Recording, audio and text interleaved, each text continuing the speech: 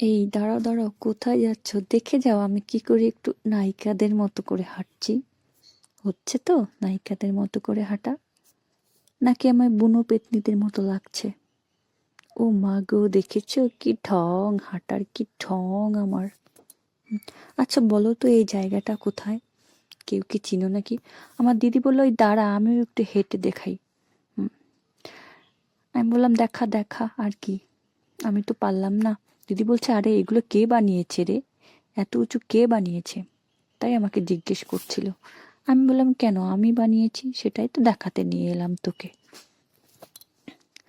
সেই বলছে না রে, আমি তো জানতাম না এটা কে বানিয়েছে। আর তোদের বন্ধুদেরকে জিজ্ঞেস করতে বলবি তো এটা কোথায়, দেখ কি সুন্দর লাগছে দূর থেকে। দিদি এই কথা বলছে, চল একটু দূর থেকে হেঁটে ভিডিও বানাই। আমি বললাম ঠিক আছে, দূর থেকে হেঁটেই বানাচ্ছি।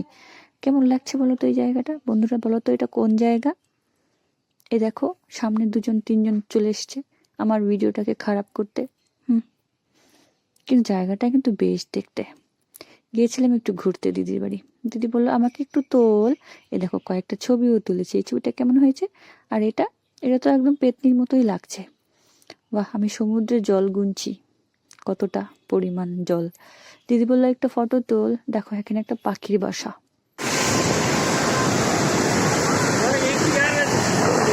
ব্যবস্থা রাখছি,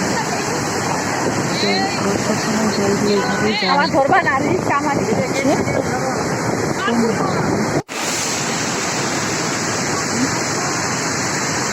সকালে বলে জলের যে আওয়াজ, সামনাসামনি দেখলে ভয় লাগছে। আমাদের তো বেশ ভালো লাগছিল ঘুরতে, খুব মজা করলাম আমরা চলে আসলাম মজা করতে বন্ধুরা আমাদের এখানে। আসলে এটা হচ্ছে ইগলাবাড়ি বাড়ি, এখানেই আমরা ঘুরতে গিয়েছিলাম। বেশ মজা লাগলো ঘুরে, আর এটা ভালো লাগছিল, খুব জল বর্ষার সময় তো সেখানেই গিয়েছিলাম জলটা করতে। আর আমাকে দেখো একদম পেছনে মতোই লাগছে, কিন্তু গাছটাকে পেছনে খেতে চাই। ভীষণ সুন্দর জায়গা বন্ধুরা, তোমরাও চলে আসতে পারো কোথায় আমাদের ওদলাবাড়ি বাড়িতে চলে আসো। খুব সুন্দর জায়গা, আমার তো এখান থেকে আসতেই মন চাইছে, কিন্তু কী করবো, বাড়ি যেতে হবে। আগের বছর আমরা গিয়েছি, মাঝে আমার হাজব্যান্ড ফোন করেছিল তোমরা কতদূর, আমার হাজব্যান্ড তো যায়নি, হাজব্যান্ডকে বাড়িতে রেখে দিয়েছিলাম।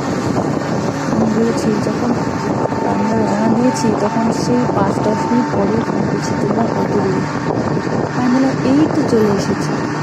যদি জানতো সে আমরা এখনো বাড়ি পৌঁছানো হয়ে গেছে, আমাকে আর তো যেতেই দিল না।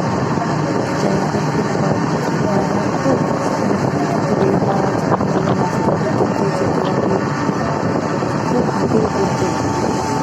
অনেক মানুষ নাকি হাতি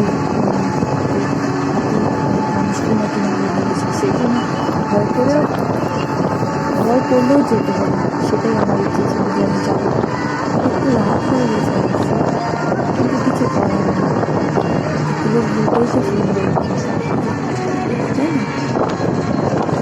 দেখো যেতে যেতে তো বাড়িতেই পৌঁছে যাচ্ছি প্রায় একটু। এখানে দিদির বাড়ির কাছাকাছি এই জায়গাটা খুব সুন্দর একটা জায়গা তৈরি করেছে, ভালোই লাগছে।